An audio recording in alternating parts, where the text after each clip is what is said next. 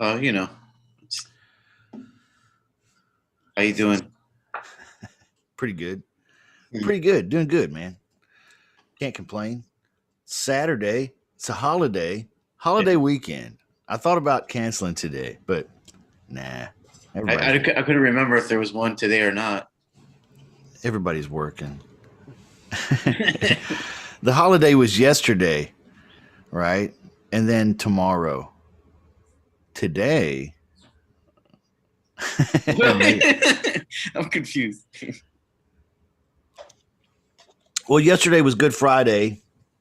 Tomorrow is Easter, but today, Saturday, everybody's at home making Easter eggs, so it's a really good day to make phone calls. Oh, that is a good idea. Everybody's at home making them Easter eggs. You got Easter eggs? No, You got a chocolate bunny? I do have a chocolate bunny. Uh, that's great. I haven't got my chocolate bunny yet. The Easter bunny hasn't been here. This is the Saturday Shut Up Money Show. I'm Justin Chamness. This is realestatewholesalerclub.com, where we're all about helping you get to that first deal paycheck. That shut up money changes everything. Absolutely does. I want you to come in here and be my guest today. Okay. If you have been checking us out, you've been watching us, then you know that there's a VIP club. And that VIP club is a coaching club, and it meets every day of the week except for Sunday. Saturdays, I open it up for people who are not subscribers to the coaching club to come in and be my guest and get a little taste of the flavor.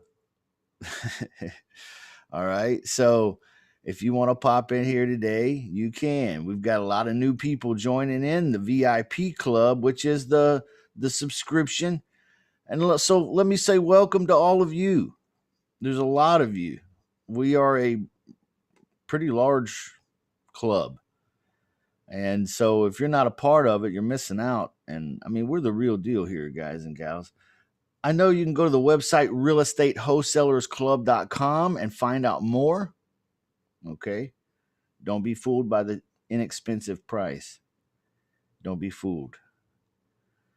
How is everybody today? We got a good group of people here in the Zoom room and more coming in here. A lot of people, it's Saturday. We got a good West Coast audience, so a lot of people like to have their microphones turned off and their cameras off because it's real early in the morning over there. And since it's real early in the morning, I've got a question for you. Does anybody know what this important real estate investor tool is? Can you see that? Uh, looks like Mickey Mouse's hat from Fantasia. No, that's not what it is. That's a good guess. That's not what it is. Anybody else? Anybody? All Is this right. a rated show? Well, it's Just kidding. we check it on YouTube. We check it not suitable for kids. That's so true. We do. All of my shows are not suitable for kids. Wah. Even though it's funny because my background is almost like I'm on the Blues Clues set or something like that. Something from MTV, like classic MTV. Can anybody tell me what is this important real estate investor item? Anybody? The funnel? It's a. Is it a funnel? No, it's not a funnel. There's no hole at the bottom, although you can't tell from the picture. That's a good guess. That's okay if you don't know. It's okay if you don't know. You guys give up? What's this important real estate? I'll let you have one more look at it. This important real estate investor tool.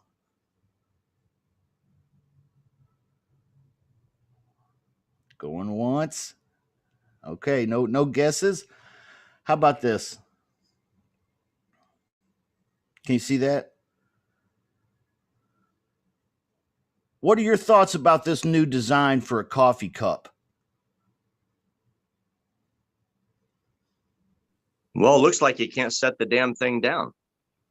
Ooh, okay. Let's just take 5 minutes. This is an exercise I want to do with everybody. I know you didn't know I was in an exercise with you, but I'm exercising you. Okay. So let's take the next 5 minutes and just amongst ourselves discuss our observations about this new design for a coffee cup. What have we noticed about it? Tell me what you think about it. Everything, all the details about this. Let's just break it down. What are some things we can observe about this new design for this coffee cup? Lightning bolts are cool. Okay, I like it. Mark, perfect. The lightning bolts are pretty cool, dude. I like it. Anybody else? I mean, Rick said that he couldn't set it down. That was an observation. The lightning bolts are cool. That's an observation. That's Mark. What's another observation we can make about this particular new design for a coffee cup? Anybody? Lead sauce. Say that again. It looks like a lead sauce. Well, yeah. This is this exercise does not involve real estate. Oh, okay. But it will eventually. Just hang on tight. Hang on tight. Although I said that it was an important real estate investor tool. Why did I say that? Yeah. Somebody let me Need a lot know. of coffee.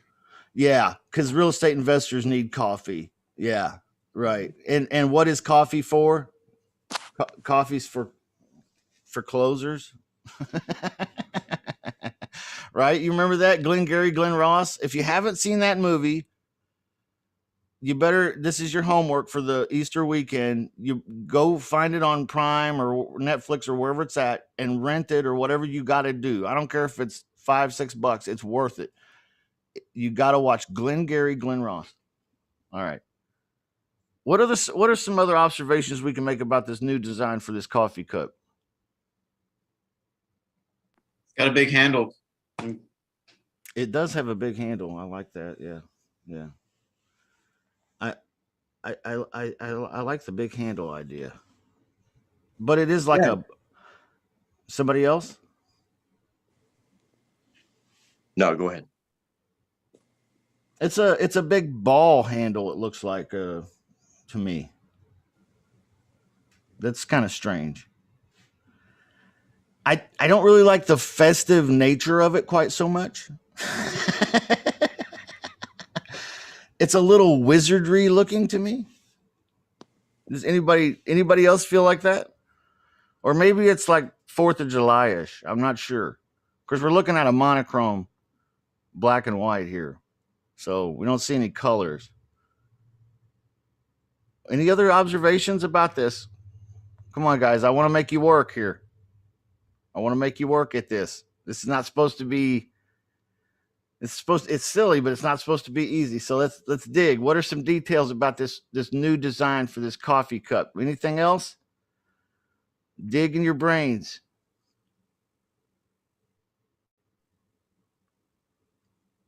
Doesn't make much damn sense for a coffee cup to me. So Yeah, you know. I wouldn't buy it. Ooh. Boom. How many in here feel like they concur with Rick? You would not buy this coffee cup.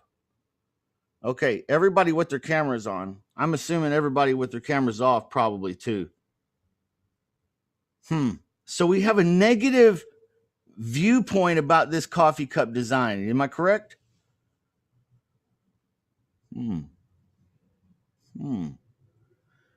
Did you know, in fact, this new coffee cup design is designed for people who live near and enjoy the beach?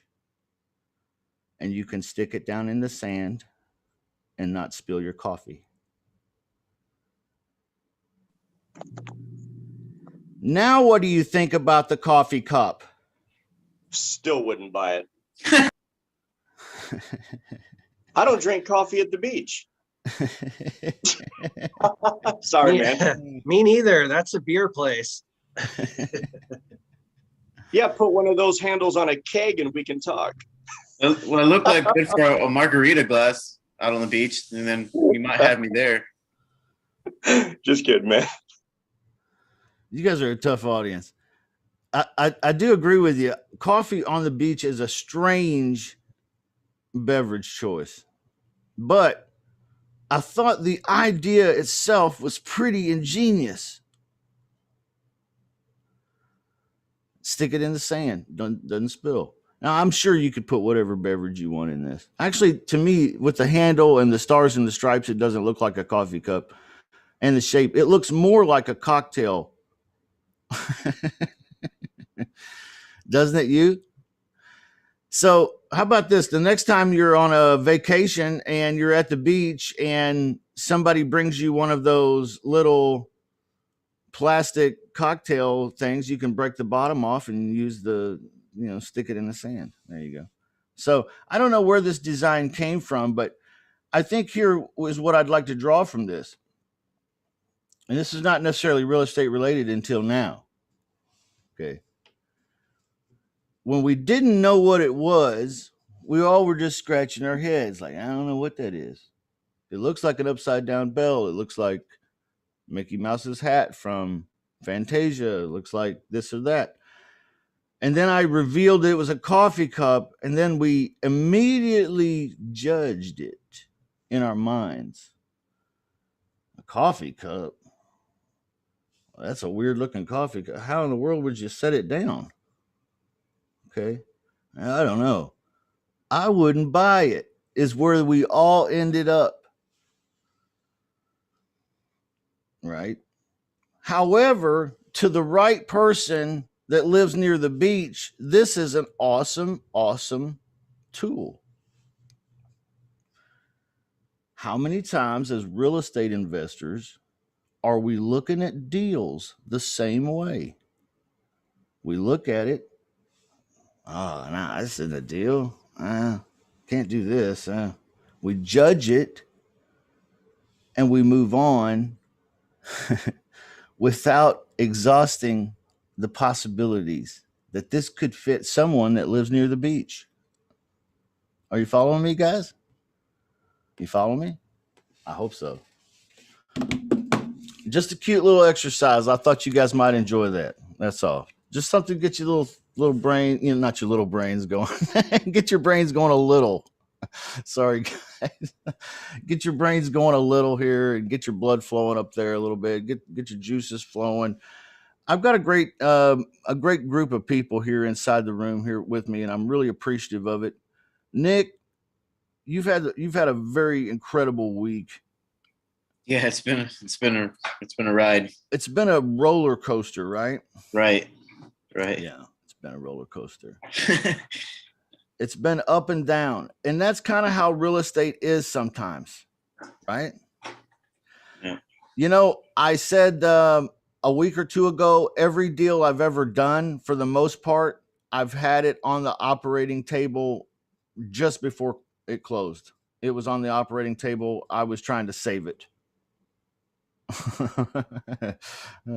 That's just how real estate works. There's always something that goes not just exactly as you plan. Now, I didn't say necessarily wrong. Okay. Sometimes things go wrong, but it almost never goes just exactly how you planned in your mind because it involves so many other people.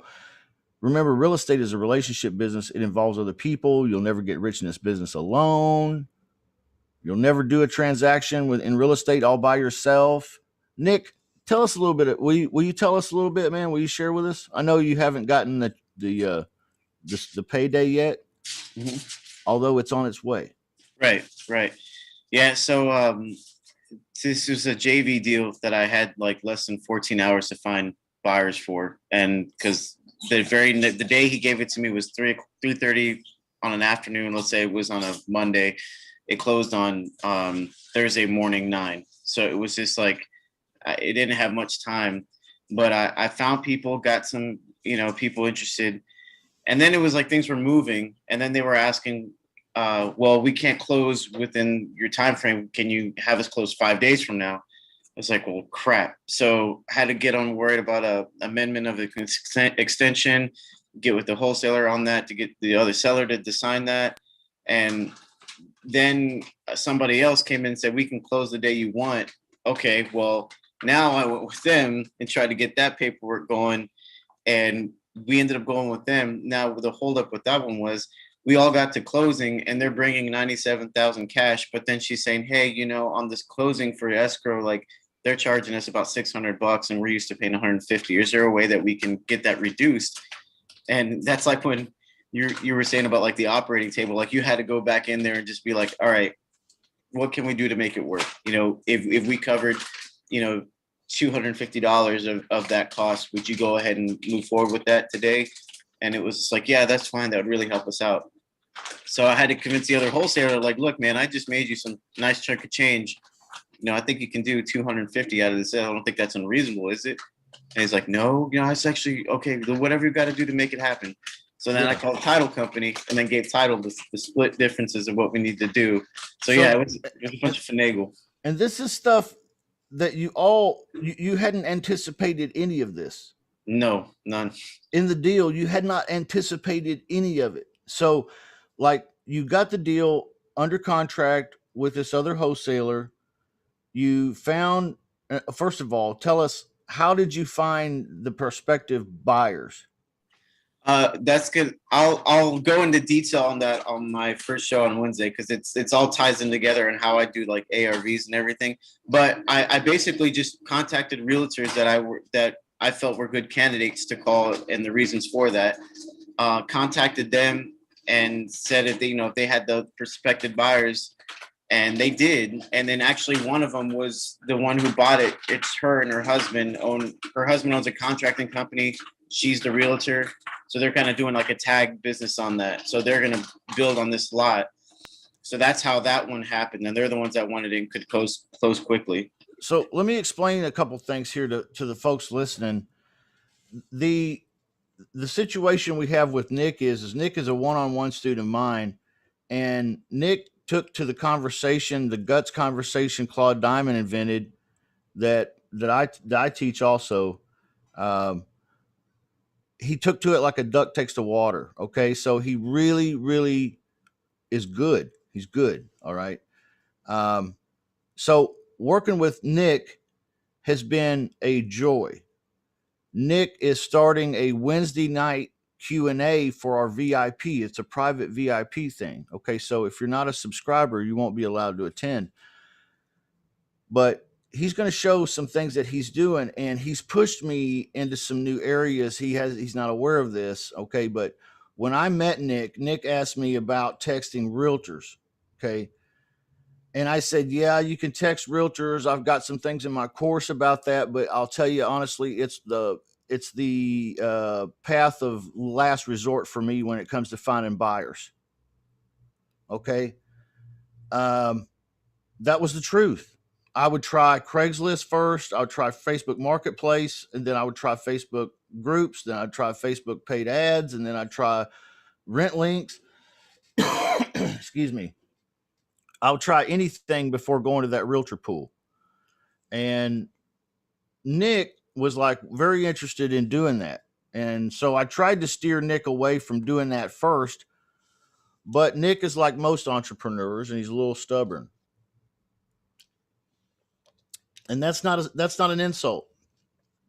Okay. When you give the point guard that knows how to shoot the 3-pointers, when you give him the ball in the last few seconds of the big game, he's not looking to pass. He's looking to score. Okay. That's what entrepreneurs are like. That's the attitude I'm talking about. So Nick started doing text messages. We worked a little bit together on this, but he, for the most part, just spearheaded this. Going to the realtor pool first with a deal.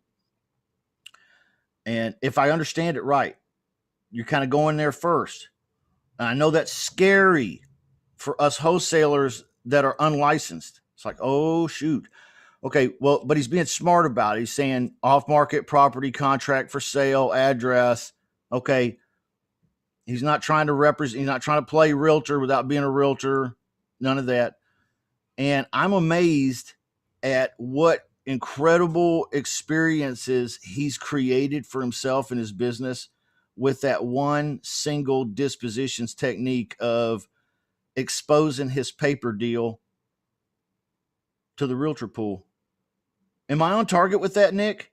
Yeah. Thank you, man. And thank for all the kind words. That really does mean a lot, dude. And yeah, that's pretty much what it is. But also like you, in doing all this stuff too, you have to know like what your commission is, and then what you're willing to give up for that to make it happen quicker with the realtor. Sometimes there's different ways around it where you can try to convince them on a relist and you don't really have to give up anything. This case, I did this with this one. So I didn't really have to cut her in on a percentage because it was an empty lot. And so I got her to tell me exactly who was buying, why they were buying it. And I just said, oh, this is great. So this not only works out for you, you got a lot, and now you're going to represent it on a new construction home. Man, that 6% is going to be awesome. And then she's just like, yeah. So it's like, yeah. So when you list that, that's going to be great for you, isn't it? So all I'm doing is like what you're saying earlier with the guts. Like I'm just confirming my point with them, making them realize like, yeah. And then, okay, I'm like, all right, well, let's go ahead and do this. What do we need to make this happen? Like ASAP, what could I do for you? And then she was telling me like, well, you know, if we can get the updated HUD, we can send the wiring today. Like we can, you know, what's the status on that? I was like, let me take care of it. So even though it was the other wholesaler's title company, he set everything up and he was like the main point of contact. I just took control over it and I just made sure we got what we needed to get things done. Yeah. I want to slow you down a little bit there. You got the deal under contract with the wholesaler. You blasted it out to the realtors. This is not even, by the way, I don't know if y'all caught this. This is not even a house. This is just a vacant lot, right? This is just dirt. Yeah. And this one I didn't text. I just cold called them and I'll explain why on the show, like why I cold called these particular ones and why I knew I had a high probability of getting something done with them. Okay. So yeah, Wednesday night, guys, don't miss it. 8 p.m. Central Time, by the way, right here in the Zoom room. It will be password protected for subscribers only. All right. So you got a realtor comes to the table and it didn't work out quite so right with that one. It was real close. And then you had another realtor at the same time, like all of a sudden, like feeding frenzy. Right? Okay. Now you picked one. You contracted the deal with them and sent it to title. And then the realtor calls you back. The story you just told us, right, is she calls you back and says, hey, the closing costs and all that, can you pick this up and all this? And this is supposed to close like the next day. Right. Well, yeah, that was actually supposed. It was actually, she texted me that in the morning and supposed to close the day of. And it's just like, you know, and I'm like, okay, well, what's the problem? Is it the whole fee, or do you want like, and she's like, I want it reduced. I'm used to paying 150 at my escrows for closing for escrows. And I just said, and it's the 600 that's concerning to you. She's like, yeah. And then, so I just said, okay, well, what would make that work? And then she's, well, I don't know, like a couple hundred knocked off. And so I was like, you know, like, what are we talking? Like 100, 150? And she's like, well, 250. I said, okay, 250 will make you feel comfortable and sending over your wire to title. She's like, yes, I would feel way comfortable with that. So I was like, okay. And I mean, I made a good little payday, but I mean, I made the other wholesaler way more. So I called up this guy and I was like, hey, listen, dude, so you've got your your 9K on the table, and this is what's stopping it. So you need to send over $250 over, or let her know that out of your share, you're going to put $250 to pay for this escrow. So that way we can close today. And he's just like, wait, can we split that in half? I said, hey, dude, you've got 9,000 on the table, man. What do you want to do? You want to just bicker over $250? He's like, no. We'll go ahead and get it straight up. And I said, why don't you let me go ahead and call our title person, and I'll let them know that this is what we're going to do. You just send over the instructions in an email, and that way she can look for it. And he's like, oh, okay. Yeah. So that's what I did. Yeah. So, and then I said, you should be receiving Awesome. email instructions from him shortly with this, but I'm just giving you a verbal confirmation over the phone. Awesome, dude. Awesome way to play that. Also, I want everyone to recognize here, all of a sudden, guts. Yeah, you use guts, man. It works. Works everywhere. It works everywhere at all times for the most part, unless you're like maybe trying to be really like with your priest or something like that. Okay. Now, I want everybody to notice there's a lot of what I call deal facilitation going on here. Does anybody know what I mean by deal facilitation? Can anybody just try to define that for me? What does deal facilitation mean in my mind? Anybody? It's like anything to get it done, pretty much. Anything to get it done? Anybody else? What's being a deal facilitator mean? Nobody knows what a facilitator is? A facilitator. I don't know. That's a funny word. It reminds me of this restaurant in Kentucky I used to go to where they had on the menu, they had a big old tater. Okay. You could order the big old tater. This is a facilitator. We don't have, and see, the problem I'm having right now is there are no commentators. It's guiding the getting the deal situation, I done. guess. Like putting people in a position to do something, to make something. Yeah. Making it work. Making it work. Making it happen. Yeah. Making it work. Putting the deal together. You guys have heard me say this before, that no great deals are found. Well, that's probably mostly true. Okay. They're all great deals are made. They're made by great real estate investors that are creative. Not only that, but they're made by great deal facilitators. These great real estate investors are great deal facilitators, meaning they know how to make the deal come together, right? So here he is at the last minute, and the buyer is throwing a flag on the play. I saw the text message he showed me. These closing costs are 3 times what I'm normally used to paying. Oh, we're going to cry. We're going to spend, I don't know how much money it was. I forgot. How much money was the purchase price? $97,000. We're going to spend $97,000 in cash, and we're going to boo-hoo about $400. Okay. All right. But that's how buyers are. And that's how real estate is. So you got to be used to the last minute flag on the play. Let's send it to the operating table and retool a few things. Okay. Now, he forgot to mention, I think, in that story, but before that happened, that same buyer threatened to blow up the deal because they wanted a survey. That was the other key thing. After they already committed, we sent them the assignment agreement. And I'm waiting on signatures. She then says, okay, well, wait, I'm not going to sign this until I have the survey. And I'm like, what? And then she was asking about utilities, and they said, well, yes, it does have the utilities on there. I said, but the survey, I don't know if we really have that right now. I said, that's going to take some time. I said, is this what's going to stop us? And she said, well, we would feel more comfortable having a survey. And so I got on the horn with the wholesaler. I was like, you need to get a survey. He's like, that's going to cost me like $800, $600. And I said, again, we have the assignment. She's already signed her copy. She won't send it over. She's already going to go to closing. We need this survey to close this deal. Who do you know who typically does your other surveys in your other lot deals?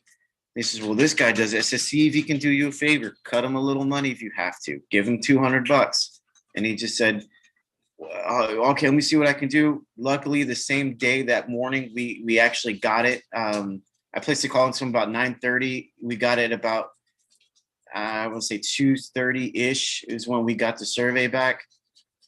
Immediately sent that to her, but I CC'd everybody on there, like the title company, me, him, her. So no one had any more excuses to come back. We all knew where we were on the same page. So then that's where we were able to get the money wired over to title by like 3:30. So basically, let me summarize. A miracle happened. Like, you worked a miracle. You practically walked on water. Okay. Practically. Because a survey, how long does ordering a survey normally take? Somebody tell me.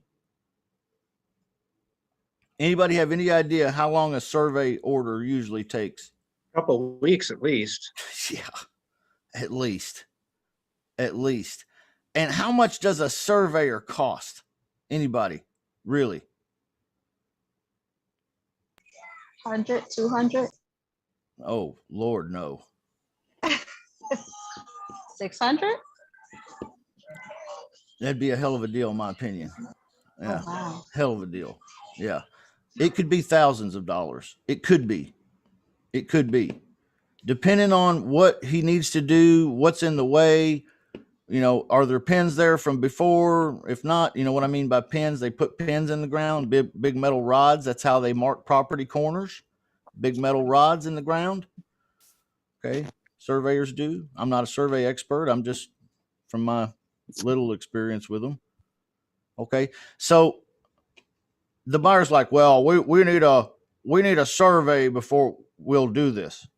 Now tell us what you did again, Nick. I called up the wholesaler and just basically like kind of put the pressure on him. You know, we've got this deal, we've got the buyer ready to go.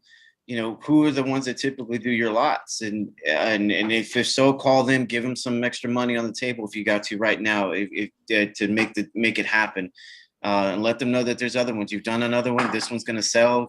You know, today. You know, try to make this happen. You know, give them $200, $300 if you have to. So, and I don't know exactly what he told him, but he said, okay, I'm on it. And then he just kept texting me. He's like, okay, great. He's working on it. He's going over. I'm like, yeah. Wow. And I really, this is the first time I've ever dealt with anything survey wise or Yeah. you know, anything. So I didn't really know what to expect with that. Yeah. But yeah, when we got it at 2:30, you know, I saw what it was. It was like the whole plans thing. Everything was like green and had notes on it, and then sent that over to the buyer. And then she just gave me a thumbs up. And that's when I CC'd everybody on that email. Wow. So you are a great deal facilitator. Thanks. So dude. you crossed all these hurdles and you get the signatures on the assignment agreement and on your invoice. Okay. Very important that you have an invoice, everybody. The invoice should tell the title company how to pay you. Okay. It should, if you do business like me, you'll have your JV partner autograph that invoice, which is an approval for the title company to go ahead and release payment to you. It will fly through title without question. Okay. That's why I do it that way. Okay. I recommend you do it that way too. So he gets the assignment agreement, the original purchase and sale agreements over there at title. He gets the assignment agreement at title. He gets the invoice in at title. And then the phone rings and the buyer wants a closing cost adjustment, which is going to change the assignment fee. So we have to redo invoice totals and all this and that and the other thing. That's what he said. And then what happens is, this is late Thursday. And then what happens, Nick? Tell us what happens late Thursday. You get all that into the title company and what? Right. And then so we were closing at 3. and then around 3:45, my phone rings and it's the title company. And she's telling me, she says, "Hey, do you have your partner's wiring instructions?" And I said, "What?" And she said, "Yeah, I've got yours. We've already received the wiring. I'm ready to cut send out the money, but in order to complete the closing, I need to know what his wiring instructions are. Or I'm going to have to hold it." And I just said, "He didn't leave you anything?" She said, "No." I was like, let me see what I can figure out. So I called, and come to find out that this guy is, out of the country visiting family. And wait a minute. Did the title company first of all tell you that they didn't have the realtor's invoice too? No, that they didn't have his invoice. Okay, so they had your invoice, and they have to have this stuff in order to prepare the HUD. Okay. Right. The HUD, for folks that may not know, is the closing statement. Okay. The closing statement is really basically a receipt or a list of settlement fees, charges, what goes to who, who gets what bills got paid, so that everybody can see everything that happened that needs to see, right? So when you submit an invoice that's been approved, you get added to that HUD as a bill. Okay. So he had sent his invoice in. The HUD had been adjusted with his invoice fee on it, his fee, his figures. The realtors, okay, and I know there's going to be some questions about that too. And then they had one missing. The other wholesaler had not submitted an invoice. He was holding up closing. The one that had set up this title company to begin with. Yeah, he didn't send over any instructions. And so I called her back and I said, "Look, so it comes to find out that this guy's outside of the country visiting his family." I said, "But, I said, look, we worked really hard to put this together. I don't see why we can't just hold his and disperse mine. Would that be something that's unreasonable to do? Or, where are we at with that?" And then she just said, "Well, I don't see what there's a problem. I don't, if we can just send me over at least his email, his will probably have to wait. I just want to at least have his confirmation of where I need to send it to." But she says, "You know what? Yeah, it's not going to hold anything up. We can go ahead and try to let this go." So that was Thursday late afternoon. So yesterday I tried calling. They're closed for Easter. So I'm like, damn it. So I don't have any updates until Monday morning about what exactly is happening. Yeah. Yeah. So all of that on Thursday, calling the title company up, gutsing that lady, saying, "Hey, we don't have to hold up closing because of this guy, right? We all don't have to suffer because of him, do we? Whatever the guts question was." Yeah. You did great. And so they said, yeah, we'll go ahead and fund this deal, get it all done, and we'll fund tomorrow, Friday. Good Friday comes around, you make the phone call, and they're closed. Yeah. That's classic real estate. Yeah. It's classic real estate. It's crazy, but so true. Yeah. I've had it happen to me before, man, just like that. A holiday. I don't remember exactly what holiday it was, but I've had that happen. I've also had have you guys ever seen the movie My Cousin Vinny? You guys know the whole suit store got the flu. I've had the whole title company get the flu on closing day. Okay. That's real estate. It happens. So the reason I'm kind of digging deep into these details and forcing, a little bit, pulling out of Nick all of this stuff is because when folks are new, and there's a lot of new folks out there listening to me and listening to us as a club, when you're out there and you're new, you don't realize, you think it's getting a contract and then the buyer and then that's title and boom. Yes, those are the steps, but there's a lot of deal facilitation. You got to be a deal facilitator. Okay. Yeah. And that's what Nick did an excellent job of. Okay. So I'm not concerned that on Monday or Tuesday, whenever title company gets back to work, they will wire him his money because the buyer has already funded the deal.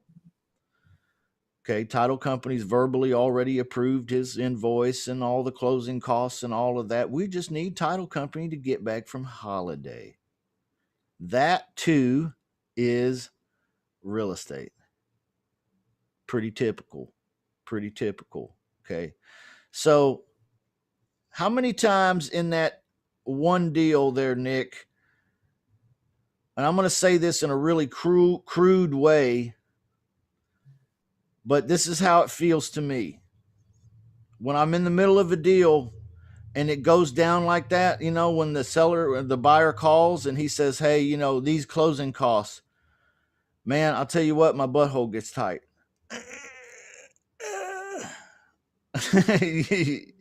That's one of them moments. I'm going to have a survey.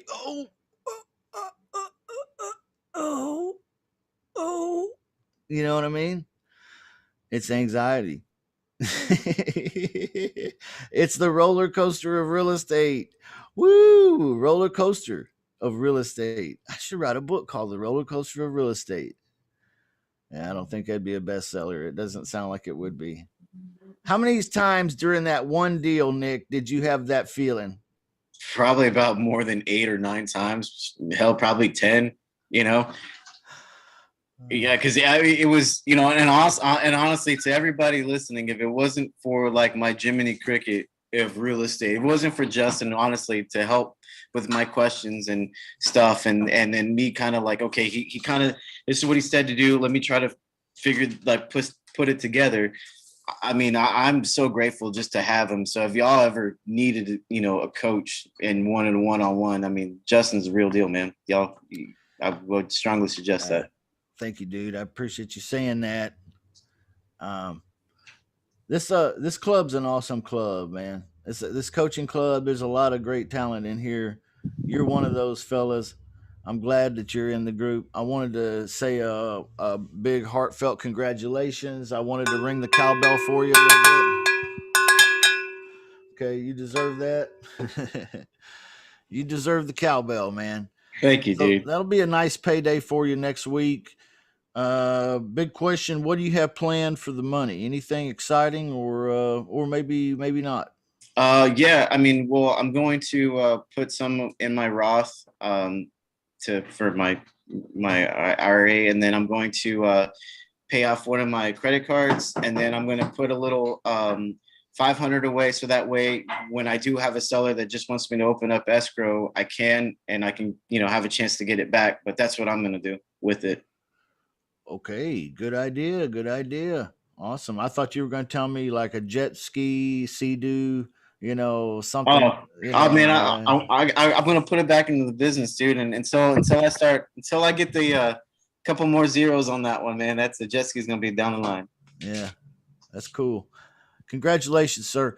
Thank you. I know there are probably a few questions here. I do still have some questions about the transaction myself, but I'm sure there are some questions here. If you don't mind, is that cool if I open it up a little bit here and let a few people ask you some questions, Nick? Yeah, please do. That's fine. And then I understand you're going to really break this down a whole lot more in detail on Wednesday with some techniques on how to execute. Right. For the VIP subscribers. Okay, so any questions here in the Zoom room right now for Nick about this particular transaction? Anything, anybody? I have a question. Where's more like clarity because I came in a little late. So, Nick, this transaction is when you close with a real estate agent. Right. It was she's an agent that's married to a contractor, so they're doing it.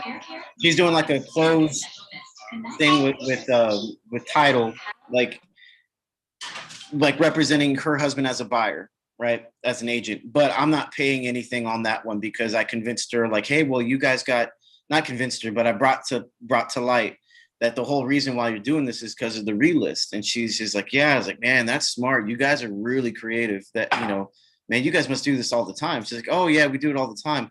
I'm like, oh, is that what we're doing here today then? And she's like, yeah. So I bypassed the whole commission thing by just finding out like we were doing the relist. So that was, yeah. So it was a realtor, but she was acting as a buyer with her spouse. Okay, guys. So you did not have to worry, like you said, you didn't have to worry about paying her the 3 or 6%. Right. Cool, cool. Okay. Thank you. Yeah, no Congratulations. problem. Thank you. Thank you. Nick has figured out the realtor love. The realtor love. Yeah, because I have a few realtors that they're sending me deals. Well, yeah, property that they do have on the MLS. I do have buyers, so I'm just a little confused as to how to, get them closed. Well, on Definitely. that one, if it's a realtor, regardless if they're representing the seller is going to have to pay the buyer and the seller fees on both realtor ends. So you wouldn't really have to Right. necessarily worry about that.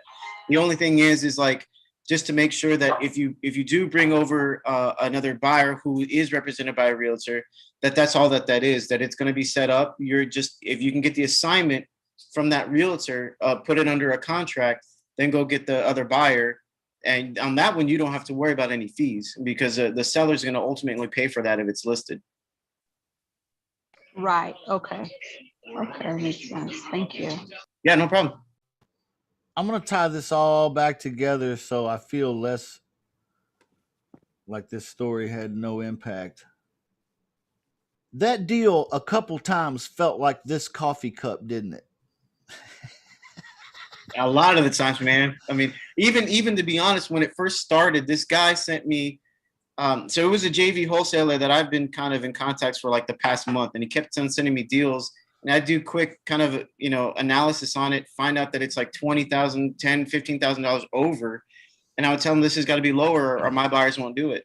And so it's also important to know, even if you don't technically have a strong buyers list, with the technique I'm going to show you and share with you guys, you'll be able to know what they're paying for in the area and who bought what at what time frame. So you'll know their buying power. So on that one, I told him, he came at 105. I said, look, dude, you get this in the mid 90s, I can let it go, but don't expect me to make miracles on something that's overpriced. So if you want my help, you need to get it where I can sell it. Do you want me to sell it for you or maybe not? And he was just like, so what does it need to be? And I said, where can you cut me in at so we can keep this price competitive so I can move it to my buyers? Oof. And then he's like, well, I could cut you in about like 1,500. I said, hey man, that's not, and I ain't gonna move nothing. And I said, it's gonna take a little bit more to have me move this. And he says, well, okay, well, can we do 25? I say, if you want me to do it at 3, I'll do it at 3.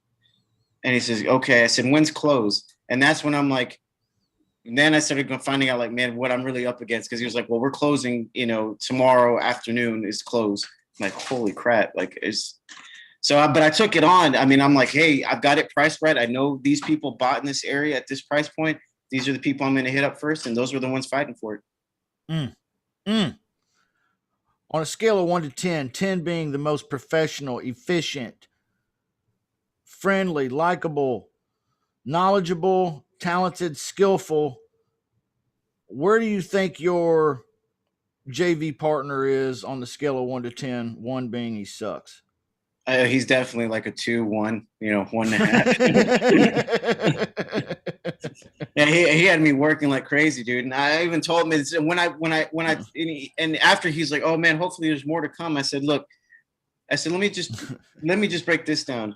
If there could be more to come, if you're not going to want to be greedy and charge and expect a $20,000, $30,000 commission on something and you're overpricing it, man.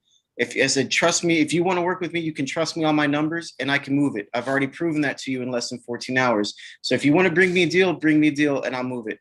How does that sound? And then he's just like, okay, we'll go ahead. So as long as he sends me something in numbers that I can work with, then I should have something. But, now you guys see why I'm proud of this guy. I'm proud of this guy. Listen to that. Wow. That's pretty cool.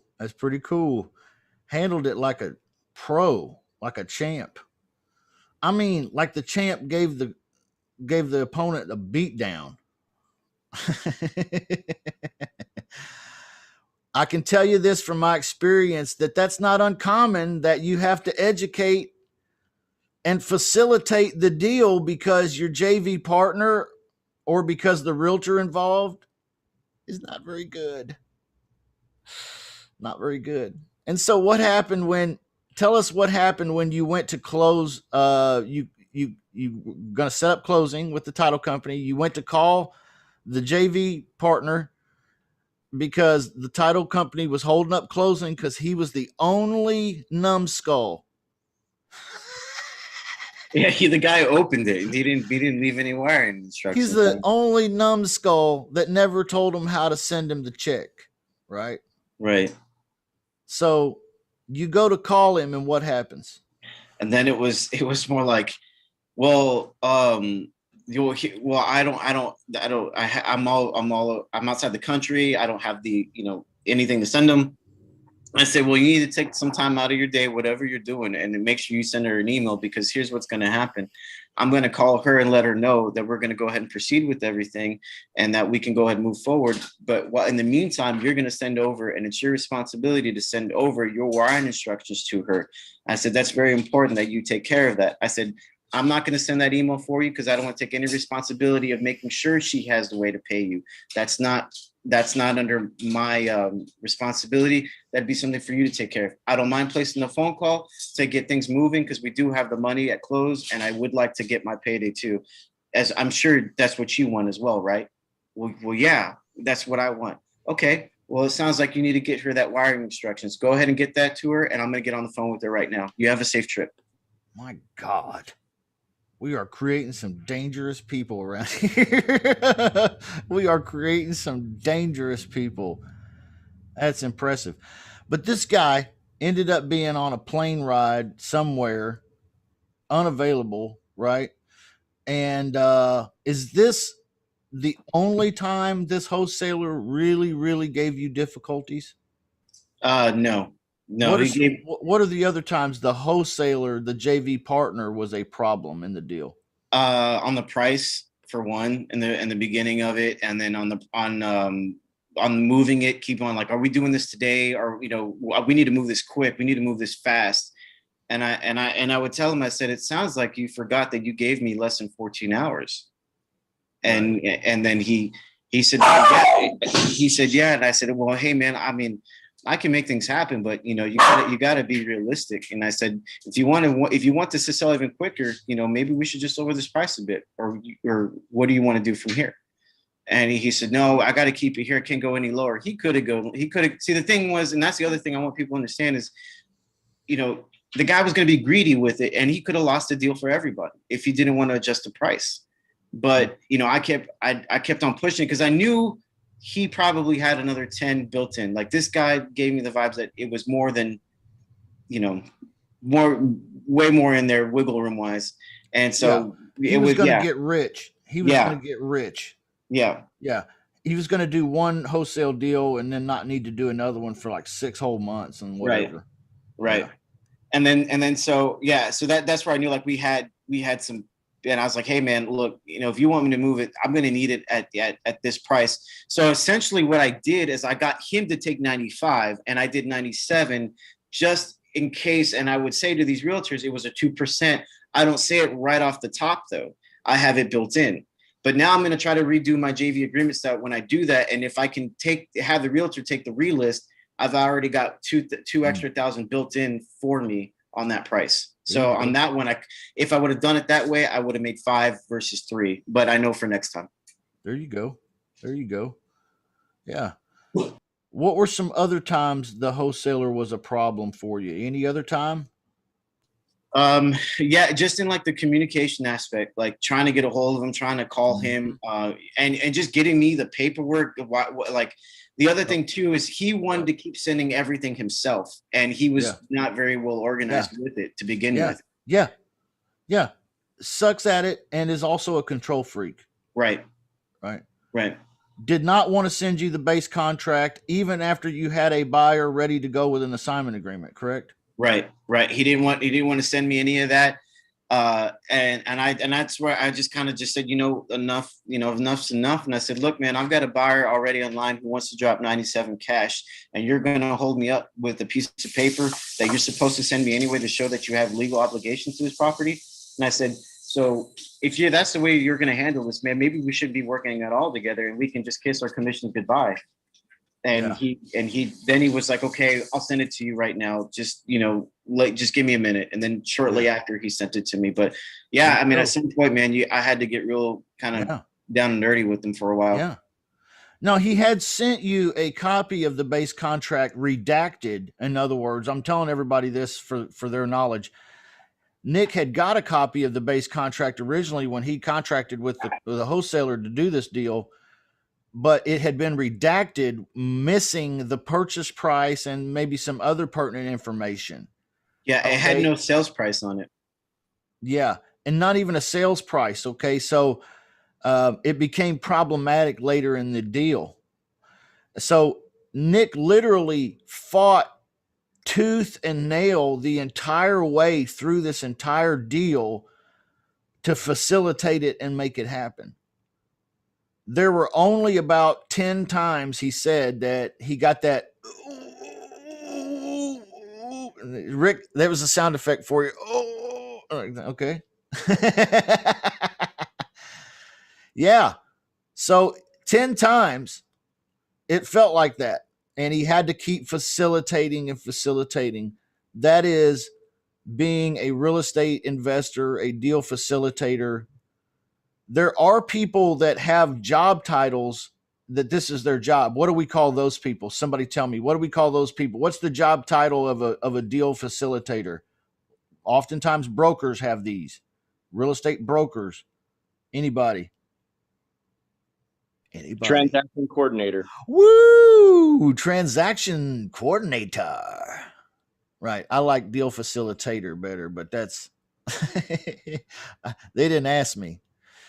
So yeah, you have to be your own transaction coordinator. There was a lot of coordinating that had to go on for that deal to work, and it did work. So congratulations again, man. Any other questions for Nick about this particular deal? Anything? Okay. Anything else that we can discuss today about your business? Let's take a few minutes here and open up the floor, open up the chat room here on YouTube. And is there any questions that maybe I can field for you about your business, or maybe someone else here in the room has a great solution or answer possibly for you? We've got a lot of great minds here. I have a question for Nick. Sandra. Sorry. Yeah. So the purchase and sales part was, the price was redacted, right? You said, Justin. So if that was was it redacted just on Nick's side, or when he sent it to title, it was also redacted? That's the thing I'm confused about. So when he sent me so he was using the TREC, which is the Texas real estate contract, official contract, and on that, all in the very beginning, I'm concerned about. At the very beginning, I'm just concerned about signatures and just to see that it is some kind of legal thing. And it was my fault too, as well, because I saw that the price wasn't on there and I'm like, well, I got to ask about this, but let me work. I only have 14 hours to find a buyer. Let me figure that out. But, and I should have stayed on top of that in the very beginning. But yeah, when it came down to it, when I was sending everything over to title, it was like, wait a minute, like this, it's sales price and it had nothing where it shows it, on there. Like it would say like, price paid to seller is, and there was nothing there. And I said, hey, I need to see what this actual price point was. And he said, oh, the TREC is fine. I said, the TREC is fine, but there is no sales price for title to go off. How are we supposed to know what the sales price is? And I said, you need to send me the copy of it on it. And he says, I don't know if I have the copy of it on it. And I'm like, you need to get one, or we can't do anything. And so he actually contacted seller, did a whole DocuSign thing of the sales price, basically redid it on the TREC, emailed it to me. I looked at it, sent it over to title. Title was like, okay, now we've got everything. We've got the contract, we've got the assignment, we've got the invoices. Now we're just waiting on to wire and the updated HUD. And that's kind of where we were at with that. But yeah, that was the process of the stupid contract. So if you made $3K, how much do you think he made? Oh, he made about 9. He made 9. Okay. Yeah, but on this one, I mean, I know this sounds crazy, but I mean, if you think about it, I didn't pay any marketing dollars for this property. I didn't go negotiate with the seller. All I did was 2 phone calls and a bunch of little headaches along the way to make $3,000 in less than 14 hours. So This is your first deal with that guy, with that JV partner? right. Okay. Yeah. So that's kind of my thing, is like it's when I looked at it that way, I'm not gonna freak out if I didn't get a certain amount. Now, what I did learn on this one is a very important lesson, and like I mentioned earlier, is I got him to take 95 because I knew I could move it at 97 easy, but that had a built-in 2% for the realtor if the realtor was going to take that. Now, if the realtor, if I can convince him to do a relist on it, then there's no commission that I really technically need to give. So then I just built in a couple of dollars more. That would have been 5 if I would have built that in the JV. But I need to make that a little bit stronger in my JV agreement to make that happen. So that way I have it built in either way, because I always get them down lower, because I know I'm also not only calculating my fee, but I'm calculating what is I have to give to a realtor just to make that deal if the realtor does end up buying it from us. Okay, thank you. 14 hours invested for a $3,000 return is $214 an hour. They don't pay that at McDonald's. Okay. That's what my education would have me doing. I'd be over there flipping burgers. I'd be making the biscuits in the morning for breakfast, and the egg, opening up the milk. It looks like a milk carton, but it's got eggs in it. Yeah. Except I learned how to do this. And this is a great way to make money. So that's why I'm hooked. That shut up money hooked me. It hooked me. And then I got addicted to the roller coaster. What do you think about that? Has I know the money hasn't arrived because they're cutting the check on Monday or Tuesday, but have you felt a shift in your psyche at all? I mean, or maybe not, Nick. Maybe not until next week. No, I've definitely felt it, to where it's like now, kind of like what you're saying. It was like there was a huge rush, and now knowing being that my first deal too, and then being able to accomplish all these different hurdles on my first deal definitely makes me feel like, hey man, on to the next one, go get it. And now you know how to finagle. I'm not afraid of brokers. I'm not afraid of title company. I'm not afraid of realtors. The end of the day is, if they're going to try to pull something over my head that I don't know about, I'm going to bring them back to my level on the agenda and let them know what I need answered. And they're talking to me. I need these answers before we go. If my questions need to be answered first before we go any further. Yeah. So yeah, man, I definitely feel really, really pumped on it, and on to the next one, dude. Yeah. Good, dude. Good. The first of many. Anybody else with a question for Mr. Nick? Anybody out there in the YouTube land? We're live today on YouTube. Anybody out there? Good to see Carl Dillard out there watching. He's a member. He's one of our family members. Good to see you. Anybody else? We got a lot of folks. Question. Okay, go ahead, Mr. Corey D. Wright. How are you, sir? Good to see you. Man. Welcome to the club. Hey, man, appreciate it. I'm happy to be here, man. This is my first time. I'm a newbie, but I'm really learning a lot, and I appreciate all the great information. Nick, I got a question for you, man. Since I am new, it doesn't sound like you too new. Was that your first deal, or was that just your first deal with that guy? No, this is my very first deal. No doubt. Yeah, man, you handled it. I'm learning a lot. Thanks. Thank you, man. Yeah, I mean, I a lot of it is definitely taking what I've learned from Justin. I mean, there's no denying that. And then taking what works for me, like with everything that he teaches, what Claude teaches with guts and things, and making it fit for me and how I can flow with it. That's helped out a lot too, man. So yeah, if any of my suggestions, man, is like, be a sponge in this club and ask questions. We're all here to help. And just make sure when you talk to these people, talk the way that you would, and make these things fit your flow, and you'll feel a lot more comfortable with it. Okay, great. I appreciate that, man. Thank Yeah, no you. problem. Any other questions for Nick? Anything? Let me take a moment and do a little marketing here. I don't do this very much. You guys know that. I don't just say that either. I literally don't do this very much. But if you're a VIP member, there's a lot of things going on around here for you. Okay. Number one, we meet every day, Monday through Friday at 12 o'clock Central Time, right here in the Zoom room. If you're a subscriber, you have a password to those meetings and you can come in and get coached every single day. Ask your questions and participate.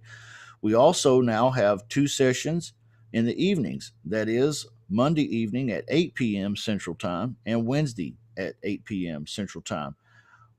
Monday night is Steve D. Wednesday night is Nick Gonzalez, the guy we've been visiting with. He's going to share with you how to get going the way he got going. Okay. It's going to be great. Now, besides that, we have a weekend. We have Saturdays, which is where we're at right here today. Now, not only that, we have a lot of guests that come through, and these are opportunities for you to rub shoulders with these big guests. You don't have to buy the programs and the books that they offer. You can just get in here and ask your questions. You can buy them if you want. You don't have to. Eat the chicken, spit out the bones. All right. Now, let me share another benefit that comes along with being a subscriber. And maybe you, as a subscriber, if you're a current subscriber, aren't aware of this, but let me make you aware of this. On Wednesdays, Q&A, we have Victor Walker. He's a coach here in the club. We have Thursdays, we have Mark Richardson. He's a coach in the club. And on Fridays, we have Arturo Cervantes. He's a coach in the club. And here, what I'm showing you on this website, it is shutupmoney.com. Okay. You can go there, shutupmoney.com. Just go right there. You can get there from our website, which is realestatewholesalersclub.com, but you can just go right here to shutupmoney.com if you want. And this is an opportunity for you if you're new or if you've been around for a while. Either way, it doesn't matter. But if you're new, it's a great opportunity because you can partner up with our coaches here, Victor, Mark, and Arturo, and maybe occasionally myself. And you can partner up with them to be your disposition side. So when you start contracting deals, okay, you come to shutupmoney.com and you fill out the information form here. Okay. You upload your contract, you upload some pictures, bada bing, bada boom. Now you have the strongest partners in the room. Okay. You have great partners. This is a 50-50 joint venture split. If the coaches here like your deal, they agree with you that it's a deal, they will email you, let you know. They'll send you a JV agreement and an option to purchase agreement so that they can be legitimate and legal, right? And they'll get to working on the disposition side. All right. When they're successful, it will cost you 50% of the deal. It's a traditional JV partnership split, 50-50. All right. So just an opportunity for you out there if you're trying to get started and you're worrying about whether or not you can switch hats. And what do I mean by switching hats? Well, I've got a couple hats around here. I've got the acquisitions hat, and that means I'm lead generating. And that also means that I'm making phone calls, maybe doing some pre-qualification, or maybe I'm not doing pre-qualification. Maybe I'm closing leads, but I'm the acquisitions guy with this hat on. So whenever I have this hat on, that's what I'm doing. But as soon as I get a deal, then I've got to put the contracts together and I got to be the paperwork guy. And then I got to switch hats and I got to be the dispositions guy. And I got to work that part of my business over here.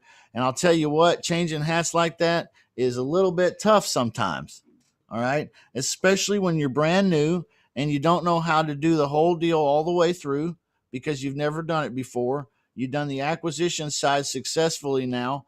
Partner up with some great coaches over here at Real Estate Wholesalers Club and let them do the disposition side for you. It's partnering. It's what I call partnering for power. Partnering for power. And you might say, Justin, what do you get out of this? I know you're getting something out of this, Justin. You're a slick guy. You're getting money from us somewhere. In fact, I'm not. Okay. unless I choose to partner with you, and then I'll get 50% of the deal if I win. But if I don't, okay, then I'm not getting any money at all. Okay, so it's not about me. This is a benefit that I added to the club for you. Okay, the coaches, they're going to make what they earn on the deal. You guys will make what you earn on the deal. Mr. Justin here will get the joy and pleasure of knowing that you had success. Okay. That's really what I want. I want to see you guys succeed here. So we're coming up with good things. Mark Richardson's got a great little lab group that he's doing, and we're working on some ideas for more lab groups, small cell groups that they force you to make phone calls. Oh, Mark, tell us about that, man. Can we dream a little bit for a couple minutes about that? Yeah. Been incredible, actually. And it's just I'm making people get uncomfortable and doing things they don't want to do. And every single one of those people in that group, and I think they could all attest to this, that their confidence has been huge. And we're working forward to seeing great things. I mean, we haven't done a deal yet in the group, I don't think, but we're so close, and people are I mean, it's so great to see everything that they're doing. I mean, they're even getting on my call on Thursdays and making calls. So, that's a big deal, because it's hard for me to make calls on Thursdays, and to get these new people that are in there and doing that is crazy ass stuff. So yeah. That's incredible. I popped in the other day and was listening, and the members, subscribers that are making phone calls, holy crap. Wow. Yeah, we both were all shit, man. He needs to be making calls for me. Dude, I know. all you guys, it's incredible. We're talking about, really is incredible. I'm talking about Alan Bryan. That guy, wow. So I mean, so there's some real guys. If you're missing momentum in your business, you gotta ask yourself why. Why? Because we're getting it. Okay. Yes, it's a hot market. Oh, yes, it's a sad market. Oh, it's a mad market. It's a horrible market. It's evil market. I wish I had Claude Diamond's Boohoo Kleenexes. Okay. So, we're doing it, and we're going to keep doing it, and we're going to do it better and better and better and better and more and more and more. And if you want to come along with us and do it too, then come on, let's do it. It's time to do it now. It's time to do it now. You don't need another course. You don't need another anything. Maybe you need a coach, and that's why we're here, because we'll be right here with you every day. Marcus, what he's doing is crazy. Nobody's ever done that. That's insane. What this group's doing is absolutely insane. And I'm proud of everybody that's part of it. And I'm really grateful to be a part of it too. I had no idea that it would be this incredibly awesome when I started it. It's really, really spectacular. And I have to take my hat off to you fellas.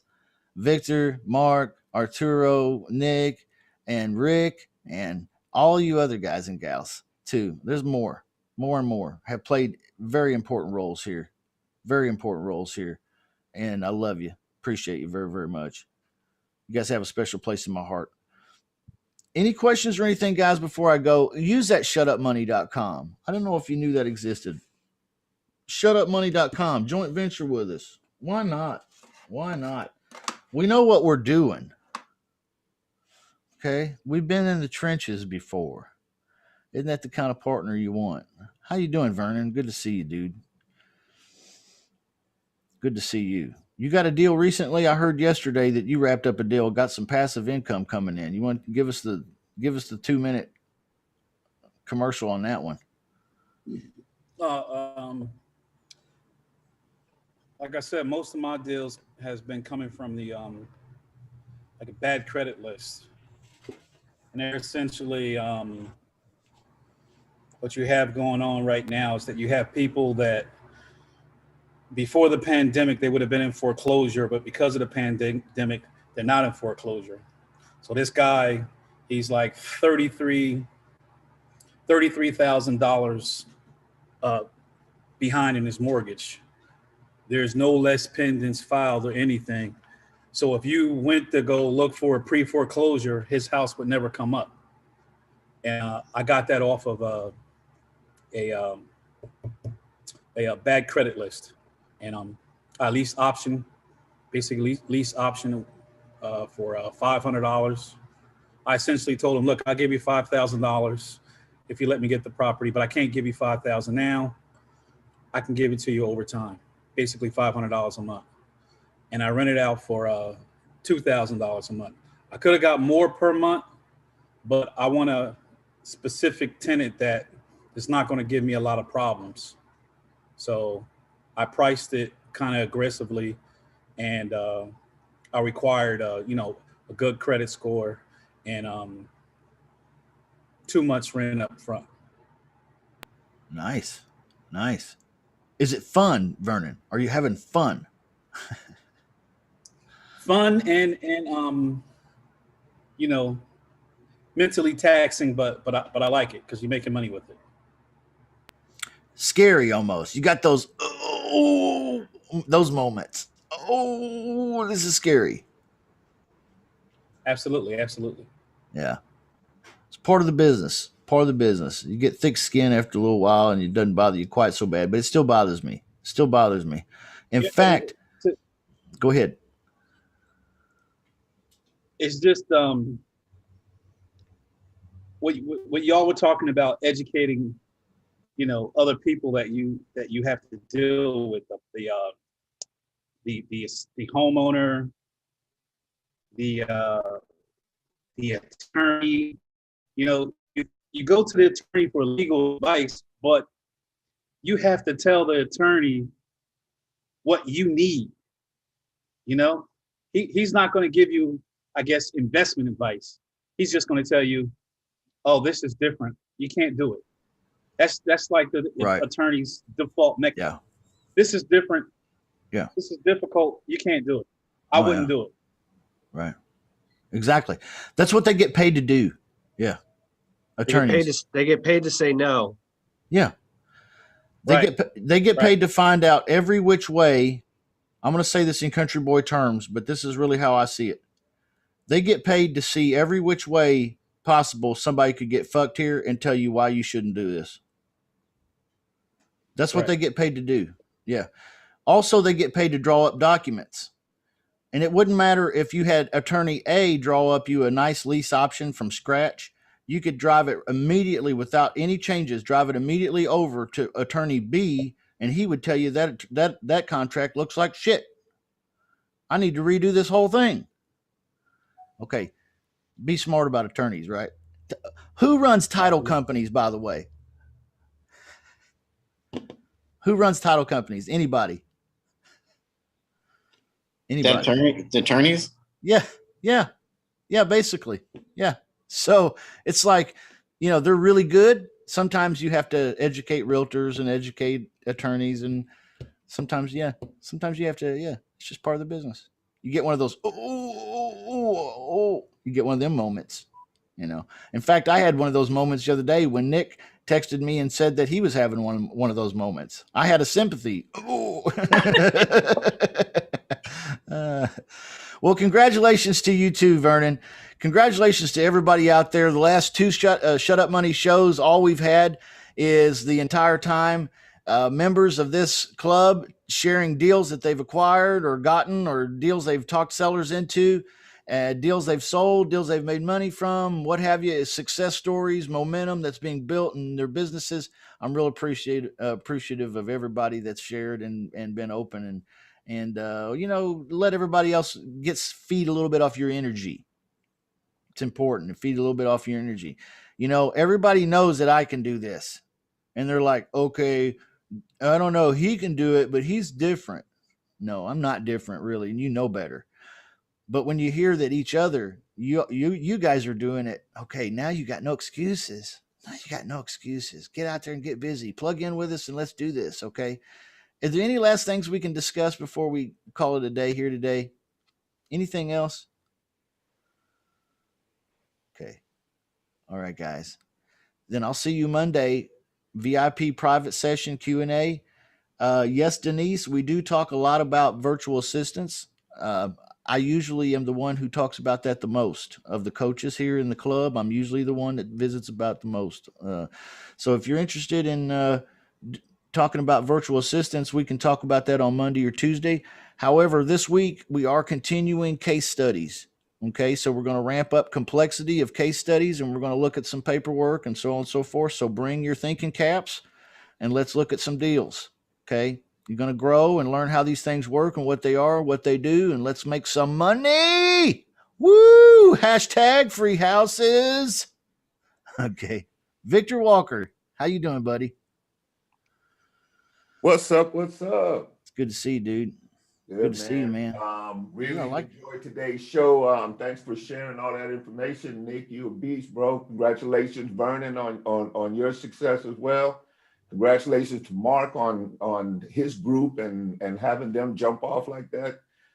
Yeah, man, it's great to be here and it's great to be part of this group. Sorry for looking messy. I rolled up out of bed, realized it was time to be on your 8 a.m. West Coast Zoom call.